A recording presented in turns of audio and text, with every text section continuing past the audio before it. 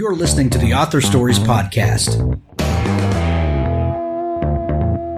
bringing you the story behind the stories and the storytellers.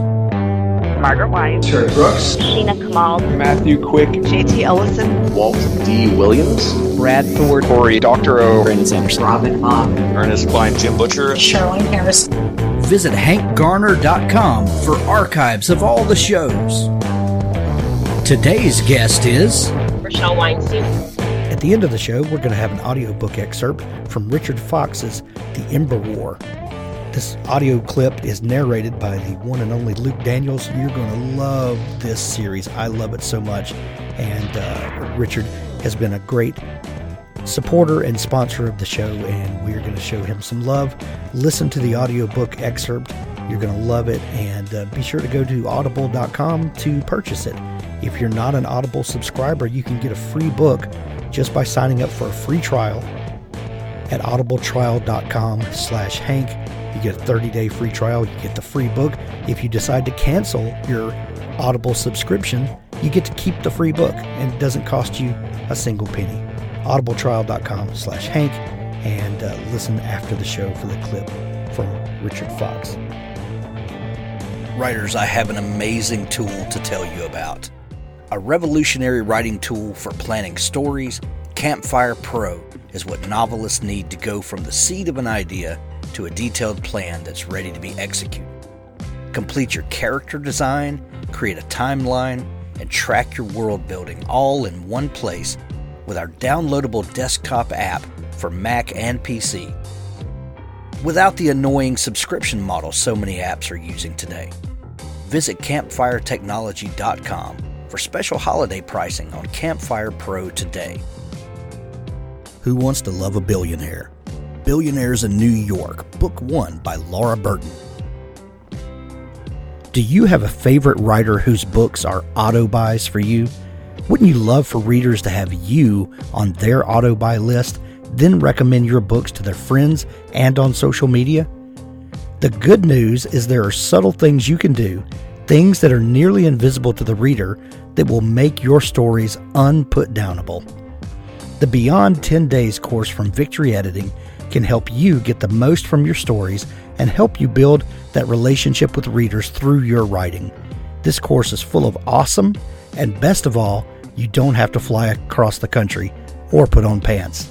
In this course, we'll focus on avoiding info dumps, dialogue mechanics, show versus tell in dialogue, carrying show versus tell forward to your narrative, deepening your point of view and strengthening your protagonist's voice, overwriting and how to avoid it.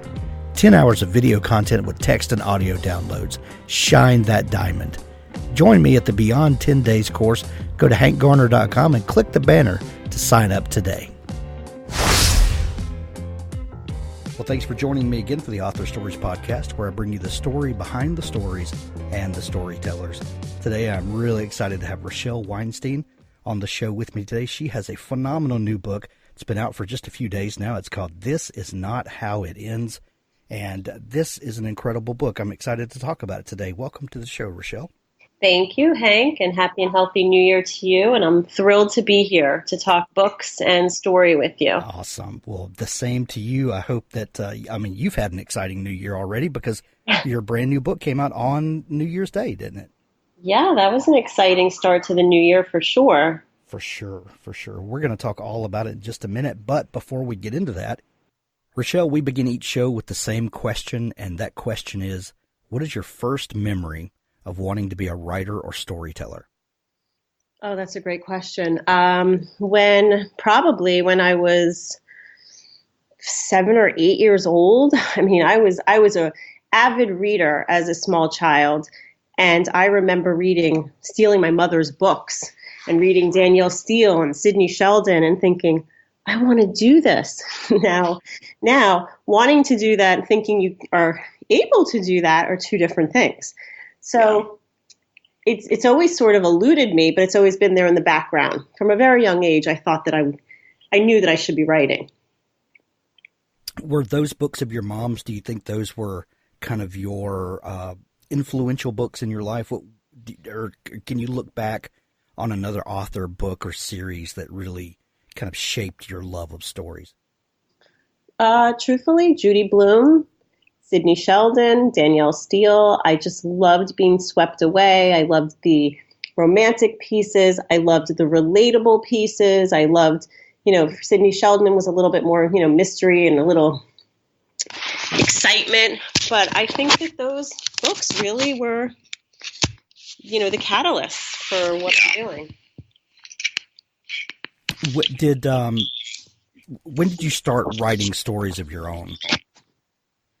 I was a journal writer. I wasn't a story writer, but I've had journals since I was probably 11 years old till 26, 27 years old. So I didn't write stories, but I was always writing. And again, I just didn't think I was a good enough writer. So I would say my first story was probably the book that I first published, What We Leave Behind. Wow. But you wrote journals for all of those years. Looking back now, it may not have felt like it at the time, but when you look back now on all of those years writing journals, can you see a connection that time spent, just replaying the day, working out your thoughts, so that they were coherent to you? Do you feel like that time shaped you as a writer? Yes, it did. And also, what I hear now is that my writing has this emotional piece to it, this depth to it, heartfelt, like touches on the emotion. And I do believe that all the writing about my own emotions and expressing myself, I believe I was sort of creating building my craft back then. Right. What did you decide to pursue career-wise? I know that you pursued journalism in college. What was the instigating factor for that? Well, probably because I knew that my passion for writing was there, but again, I there was that confidence and that confidence factor to think that I could do it. So I was interested in, journalism. There was marketing, there was promotions, there was advertising. So in college, I went through the advertising. There was the advertising sequence. And I did find that all of the writing classes were my favorite classes. And then ultimately that major led me to Los Angeles, and I went into actual advertising, but in the music business. And music was my second passion, or is my second passion. So it was a nice fusing together of the two. And I worked in LA handling the marketing and promotions and advertising at the LA Weekly for film studios and for record labels. I wasn't doing a ton of writing, but it was a great job. Yeah. Fun job. It's so funny when you try to look back and reverse engineer your life and your path to where you are now. It's so interesting, the twists and turns that our lives take, and the things that we think aren't going to take us to our eventual dream. Those things become the things that equip us to especially do what we do. It's so weird when a young person says they want to be a writer and they say, I want to go get an education to be a writer. We're not really equipped for that. We say, well, go be a journalist. You can write while doing that. That's not necessarily what they have in mind. Or get an English degree. And then what are you going to do with that? I'm going to teach school, I guess, until, while I write. But it's so interesting, these things that we pursue. When you look back, you can see how these things informed the person that you are now. How do you feel like that time in journalism and advertising helps you as a fiction writer now? Well, first of all, I think everything in life happens for a reason. And I think there was an absolute reason why I didn't pursue writing fresh out of college. I needed a job. I needed health insurance. I was a single woman. There were certain things that I just needed to do and to feel empowered and to feel good about myself. And, writing and my own emotional growth, they sort of happened together. They were parallel. So I don't think I was ready for a writing career all those years ago. And I don't have to tell you. I mean, you have to be resilient. You have to have thick skin. I didn't have. I was a kid. So everybody's path here is very different. But so what ended up happening is when I left LA, I came back to Miami. I was back in advertising again. I got a job working for a music network here in Miami Beach, and it was like a dream job. I was there for 10, 11 years. It was amazing. It had tremendous perks. It was fun. I was dealing with musicians and music, and it was still following my passion. But when the company was bought by MTV and they offered me my position in New York, I had twin babies at home. And I realized at that point, it was a crossroads in my life, that I didn't want to be doing that anymore. It was great in my 20s, but it was late nights. It was just a lifestyle that I just couldn't do anymore with two small children. But at the same time, I was mourning the loss of my identity, because although we love our children and they're the most fulfilling, rewarding, amazing people in our lives, or jobs in our lives, I had worked since I was 14 years old, and I felt like a loss of who am I? So to answer your question, all those experiences came together in that moment when I literally said, you know what, I'm going to sit down and write a book. My kids were great nappers. Everybody hates when I say this, but they would nap like 3 hours here, 2 hours. So they were big nappers, and I had a story to tell. It was personal, and it was based on all my experiences, because in that first book, there is father loss, there's music industry, it was all mingled together. So I feel like that was such a pivotal moment in my life, and all my experiences and all my emotional growth and all the journal writing, everything fueled that book. And that was the beginning of my writing career. And I was 30 years old. I was 30 years old. One thing we don't talk about enough sometimes, I feel like, is the place that we come from and how that affects who we are and the kinds of stories we tell. Growing up in Miami and then moving to Los Angeles, but then coming back, settling back in Miami. How do you feel like that part of the country and being that close to the ocean and the beach, does that affect who you are and the kinds of stories that you tell? I don't know. I never looked at it that way. Certainly I'm attracted to the warm weather. Not all of my books. I'm trying to think. I think I do write about the places that I love and that speak to my soul. My books have been based in Miami. They've been based in California. They've been based in North Carolina, where we have a home and we love the mountains. I do love the outdoors. So I often hear that location is a big character in my books. So I guess you're right. I never even looked at it from that angle, but these locations and these places have absolutely influenced my writing. From that time where you had this career shakeup and you've got the twins, babies at home, I know that was probably the perfect time to pursue writing, but was it something that you thought about much? Did it just seem like, okay, this is finally the time to do that? What was the thing that kind of got you to the computer to start writing? Well, it was definitely mourning my job and like my identity. But I'll tell you, I stopped writing in a journal, and I just felt I think I obviously felt missing putting like paper to pen or finger to keyboard, right. And I just felt this overwhelming urge, desire, need to put this story down. And it was very therapeutic for me. It was very cathartic for me. So while it was fiction, it also it housed a lot of my deepest emotions. So I would have to say that was when I stopped journal writing and there was this like empty space in front of me and within me, that was when I did my best writing, and I knew I had to write the book. How long did it take you to write that book? The first book took me about 9 months to a year.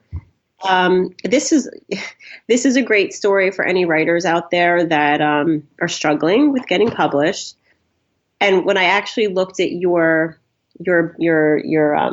website, your blog posts, just about what you do, I saw that you said so the author stories are often wonderful, but sometimes their backstory is even more wonderful. I like to talk about my backstory because I feel that it's such an integral piece for authors. And that is that first manuscript took me about a year to write. It sat under my bed. And I just dabbled in, the things that moms do, part-time work, consulting, PTA, volunteering at the school. And we're busy, we're very busy moms. So it sat under the bed, and one day I took it out and I was like, oh, okay, this isn't half bad. And then my husband contacted like an ex-girlfriend of his who happens to be a literary agent. She put me in touch with a professional editor, and we had it professionally edited. And then I sent it out to a gazillion agents, and it was rejected across every board. So what I did with that rejection is I wrote another book. I was like, okay, I'm always up for a challenge. Like that's what I always tell writers, that the difference between the successful authors and those who, and I hate to say this, fail or just don't ever see their books out there, is the giving up. You just can't give up. You're just moving on. So it fueled me. I'm always up for a challenge. So I wrote a second novel, tried to get that into hands of agents. Nothing happened. And that's when self-publishing was coming into play. And this was 2012. So I wrote that first book in 2000. 2012 comes along. I self-published the book. I self-published the second book. The first book becomes a USA Today bestselling book. Now, was that book What We Leave Behind? Yes. So I'm here to tell you that you can succeed, but you have to stay focused and you have to never give up. You just have to keep going. And I always say to people, it's not a straight shoot. For some, it's so easy. I'm going to write a query letter and I'm going to get published and I'm going to get an agent and da-da-da. It's not so easy for everybody. And what we're seeing, we're lucky that we're in an age right now that there's different ways to see your books into print. So I recommend that you do what speaks to your soul and you do what's best for you and your work, and you find the path that works for you.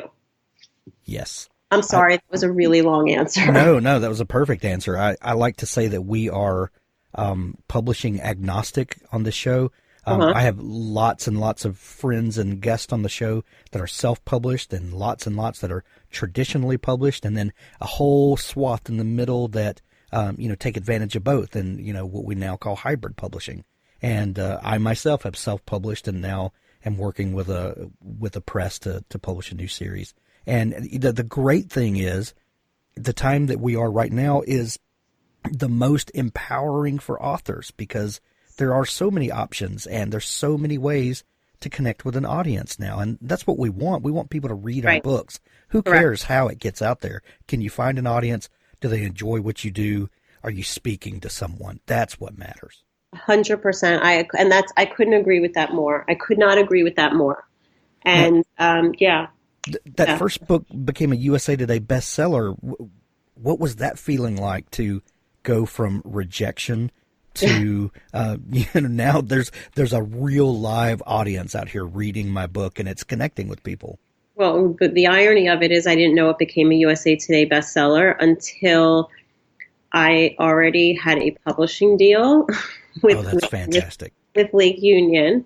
And I always quote one of my author friends, and we actually put it into an article we wrote about never giving up. And she said, you didn't even have this accolade of the best-selling author when you were out again, trying to find an agent for your third book. You just got up again and you did it. And think about your courage and think about your determination that you got up a third time to try to get another book deal without that accolade. Like, it wasn't like I was I'm a USA Today best-selling author. I was just Rochelle Weinstein, and I've written 2 books that did pretty well. So I was, I think Where We Fall had already come out, and I was with Lake Union, and it was just some random day. I went on Publishers Marketplace, which I wasn't a member of previously, and I looked at my profile, and it said USA Today bestseller list, and I was like, what? It just happened it just happened backwards. I was like, what? And then I had to call my agent, which was a new agent. So it was kind of sloppy that nobody picked up on it, I guess. But it was one of those things that sort of fell through the cracks. And I wasn't, boasting about it as a self-published author at the time. So nobody even thought to go look back, whatever it was. I had to call my agent and say, did you know I was a USA Today bestselling author? She was like, oh my God. So I'll tell you, in one word, it was validation. It was validation for all my hard work. It's a little bit of stolen thunder, but I would imagine the validation outweighs that so much. It actually happens on a Thursday, and I posted it, and I was like, this is the best Throwback Thursday in the history of Throwback Thursdays. Like, look at this. That is fantastic. That is fantastic. Yeah. So you wind up with Lake Union, who is one of Amazon's in-house publishers. Correct. And that, from going from someone who's a self-published author, and we all know, how much work that can be to write, to, get an editor, get a graphic artist for the covers, then go through all the marketing. And, there's a lot of work that goes into it that people don't realize. And then, and Amazon is kind of the main marketplace for booksellers at this point in time.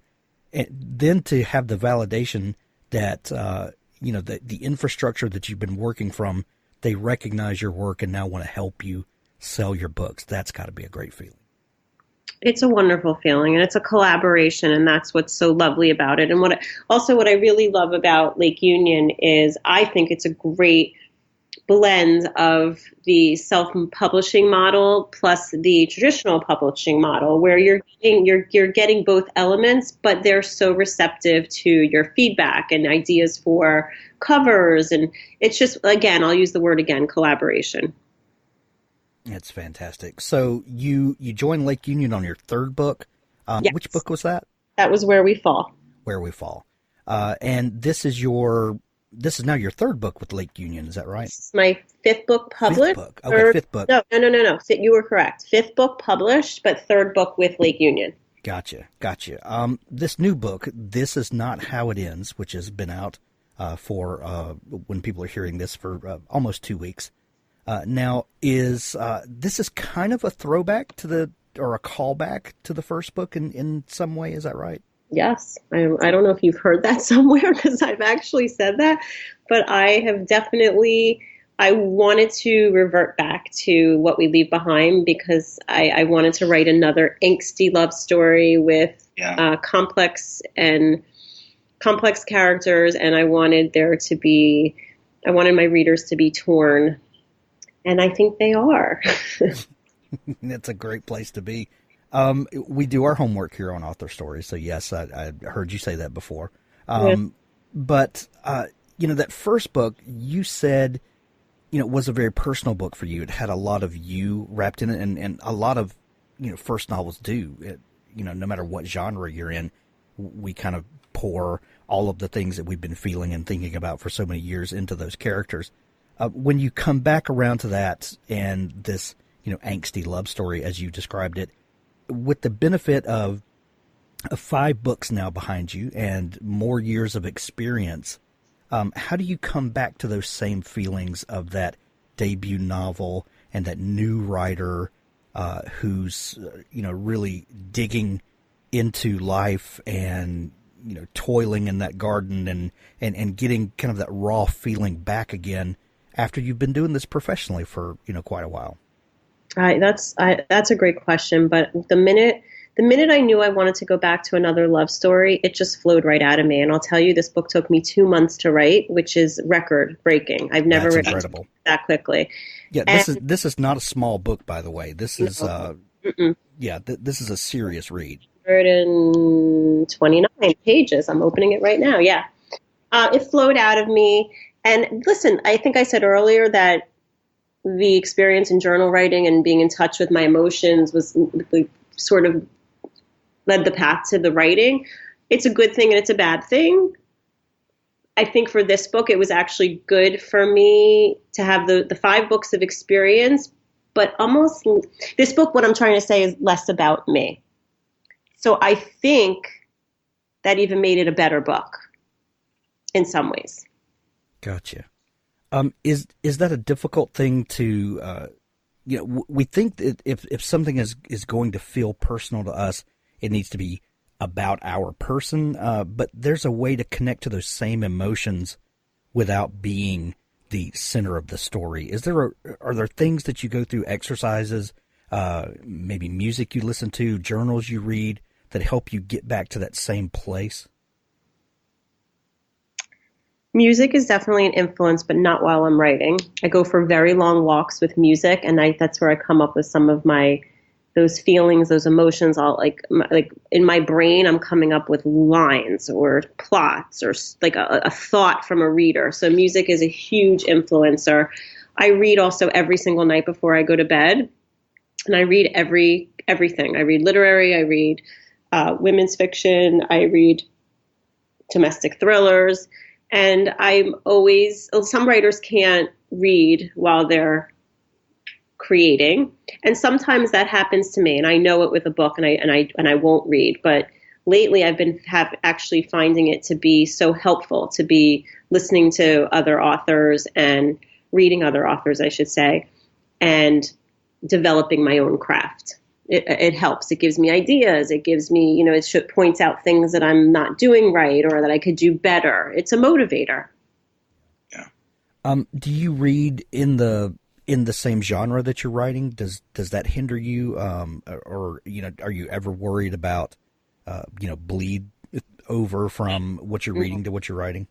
No, a lot of writers have like self-esteem issues and you're vulnerable. You're putting yourself out into the world, and you never think you're that good. So anytime I read a book, it's funny. I'm like, oh my God, they're so amazing. They're the best writer. I just want to be like them. And it's so funny. Someone's reading me and saying the same exact thing. So yeah, so I don't think it hinders me at all. Every book that I read from any author, I'm just so immensely,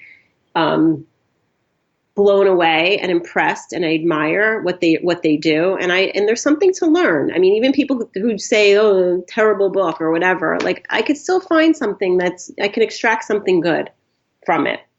Yeah. So let's talk about the new book. This Is Not How It Ends. Tell us about the character of Charlotte, please.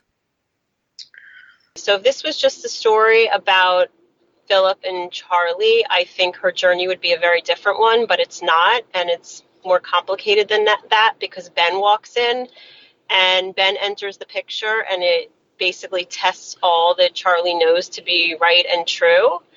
And this is a woman who's torn between two love stories, and it's about choices, and it's about letting go, and it's about letting in, and it's about forgiveness, and it's about, following our hearts. From what we said earlier about that desire to kind of loop back to the first book and write a book similar in tone to that one, did this book serve that for you? Did it do what you wanted it to do in going back to that original feeling? I wanted my readers to feel. I wanted an emotional read. I think I said this earlier. I wanted an angsty read. I wanted pure love. Like I wanted the Notebook. And I'll tell you something. A reader wrote in to like a review or something on Bookstagram, and she said, "This was my favorite read since the Notebook." And I was like, there, I nailed it. Like, that's what I wanted. I wanted to evoke emotion. I wanted my readers to feel something because I feel it when I'm writing the pages, and I wanted to connect with them. So, yeah, and I think I did an even better job this time around. And I never compliment myself, ever. When you're writing a book like this and you're wanting to connect with your readers on such an emotional level and you want them to feel things, when you're laying out the story ahead of time, and how much planning goes into the book before you start writing, I'll let you answer that in the greater context of this question. But are there things that you know to do that at certain points of the story, I know I'm going to need a twist. I know I'm going to lead the reader astray for a little bit. Are there things that you've learned that are just kind of part of the craft of what you do that you know is going to, grab readers and not let them go? Great questions. I look for when I'm writing a book that I want to read. So that's first of all, so I know what I want to read and I know what excites me. To answer one of the questions, I am, pantser, plotter. I think I'm a little bit of both. I do a very, very, very thorough synopsis, and I know who my characters are. I know what their motivations are. I know my beginning. I know my end. But oftentimes my middle is really, it's led up by my characters. I'll be writing a story and all of a sudden my character wants to take me in one direction or in another direction. So I'm not really tied into those very, very, very specific outlines. I've tried both. I've tried pantsing, I've tried plotting, and again, my characters always lead me where I want to be. And then the other question, I forgot the other question. What was the last question? Have you picked up certain tools along the way in writing the way that you do? Okay. Yes, I remember. I remember. Yeah. So what happens is I think I told you I go for very long walks and stuff. So my husband will usually walk with me and I'll say to him, I really need a plot point that does this. And I really need a twist that makes my main character feel like this. And he's so good and so patient. And I have to give him so much credit because we'll walk for hours and we'll talk about plot points. And, like I said, it's a collaborative effort. And, I don't typically read books on craft or whatnot. I just allow myself to feel. I allow myself to feel the emotions of my characters. I become my characters. I became Charlie in that book. I was Charlie. I was Ben at certain points. I was Philip at certain points. So, you get into their minds and you just have to know what's going to make them tick and what's going to make them, shine. Does writing in first person help you to connect to those characters easier? Yes. I've tried. I think where we fall, maybe not. No, yeah. I don't think any of my books were anything but first person, but I can't be 100% sure at the moment. Yeah. When you're writing, well, first off, how did you choose the Florida Keys for this book? Because it really plays into the story in more ways than you know. Thank you. I chose the Florida Keys because the old cliche, writers write what they know. So again, I wrote in California, I wrote in Miami, I wrote in North Carolina. So we were in the Keys and we've been in the Keys a bunch of times. And it just spoke to me. I felt the story there. I saw the story there. So when people say that the location is another character in the story, it is. The location is an influencer of the characters. It helps, create the mood and the tension and the setting. So it was a big part of it. And you couldn't, if anyone has ever lived in the coastal South or, South Florida is a whole other thing.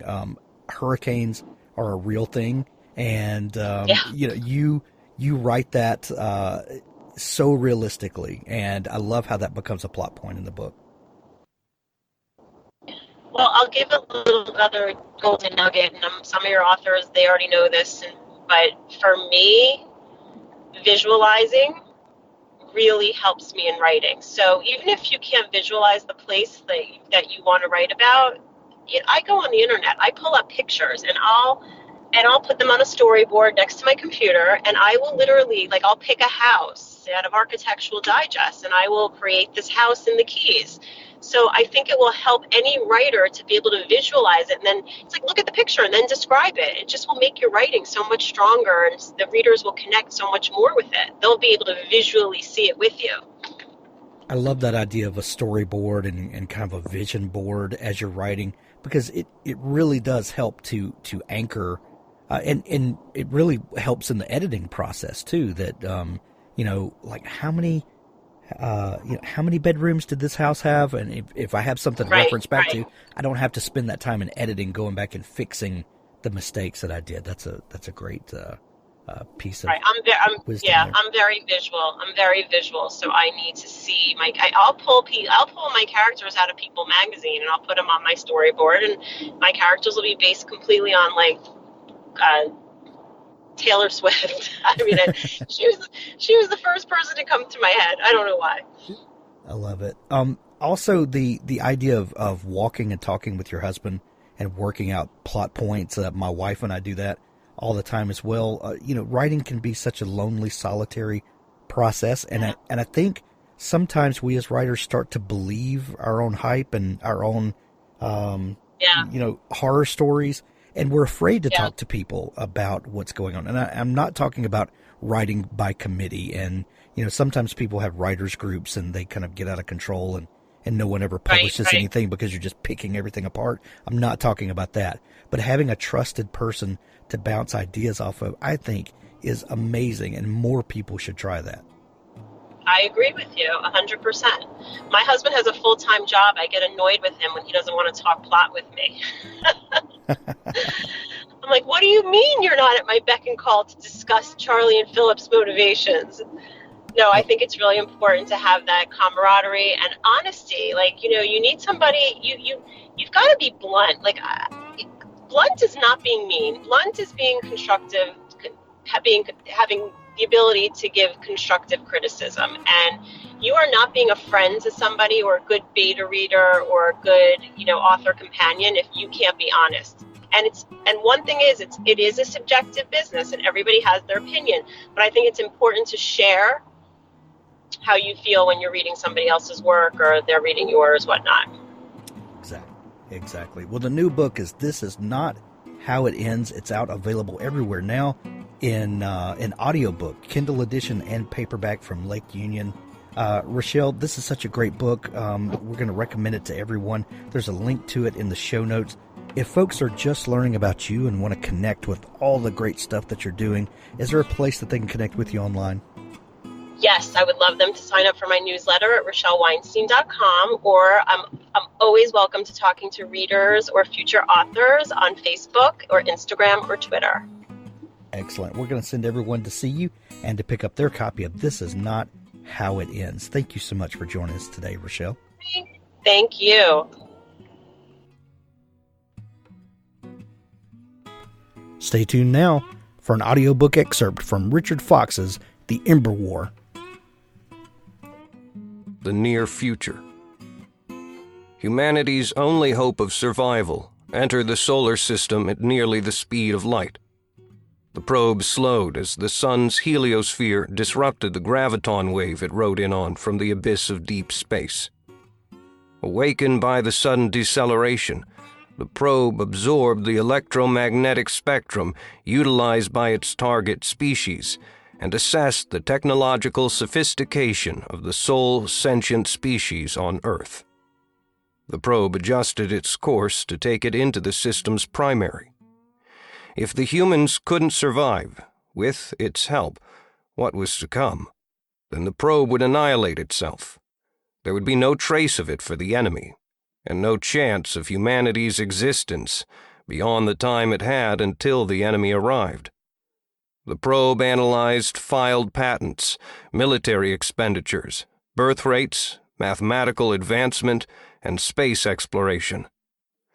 The first assessment fell within the margin of error of survival and extinction for humanity.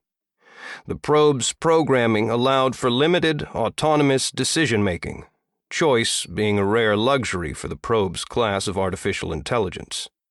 The probe found itself in a position to choose between ending its mission in the sun's fire and a mathematically improbable defense of humanity, and the potential compromise of its much larger mission. Given the rare opportunity to make its own decision, the probe opted to dither. In the week it took to pass into Jupiter's orbit, the probe took in more data. It scoured the internet for factors to add to the assessment, but the assessment remained the same. Unlikely, but possible. By the time it shot past Mars, the probe still hadn't made a decision. As the time to adjust course for Earth or continue into the Sun approached, the probe conducted a final scan of cloud storage servers for any new information, and found something interesting. While the new information made only a negligible impact on the assessment, the probe adjusted course to Earth. It hadn't traveled all this way for nothing. In the desert south of Phoenix, Arizona, it landed with no more fanfare than a slight thump and a few startled cows. Then it broke into the local cell network and made a call. Mark Ibarra awoke to his phone ringing at max volume, playing a pop ditty that he hated with vehemence. He rolled off the mattress that lay on the floor and crawled on his hands and knees to where his cell was recharging. His roommate, who paid the majority of their rent and got to sleep on an actual bed, grumbled and let off a slew of slurred insults. Mark reached his cell and slapped at it until the offending music ended. He blinked sleep from his eyes and tried to focus on the caller's name on the screen. The only people who'd call at this ungodly hour were his family in Basque country, or maybe Jessica in his applied robotics course wanted a late-night study break. The name on the screen was Answer Me. He closed an eye and reread the name. It was way too early, or too late, depending on one's point of view, for this nonsense. He turned the ringer off and went back to bed. Sleep was about to claim him when the phone rang again, just as loudly as last time, but now with a disco anthem. "Seriously?" his roommate slurred. Mark declined the call and powered the phone off. He flopped back on his bed and curled into his blanket. To hell with my first class, he thought. Arizona State University had a lax attendance policy, one which he'd abused for nights like this. The cell erupted with big band music. Mark took his head out from beneath the covers and looked at his phone like it was a thing possessed. The phone vibrated so hard that it practically danced a jig on the floor, and the screen flashed Answer Me over and over again as music blared. "Dude," said his roommate, now sitting up in his bed. Mark swiped the phone off the charging cord, and the music stopped. The caller's name undulated with a rainbow of colors, and an arrow appeared on the screen, pointing to the button he had to press to answer the call. When did I get this app? He thought. Mark sighed and left the bedroom, meandering into the hallway bathroom with the grace of a zombie. The battered mattress he slept on played hell with his back and left him stiff every morning. Dropping his boxers, he took a seat on the toilet and answered the call, determined to return this caller's civility with some interesting background noise. "What?" he murmured. "Mark Ibarra. I need to see you." The voice was mechanical, asexual in its monotone. "Do you have any friggin' idea what time it is? Wait, who the hell is this?"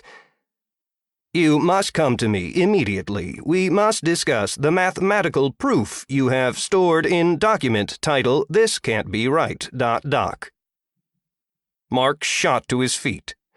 The boxers around his ankles tripped him up, and he stumbled out of the bathroom and fell against the wall. His elbow punched a hole in the drywall, and the cell clattered to the floor. He scooped the phone back up and struggled to breathe as a sudden asthma attack came over him. How?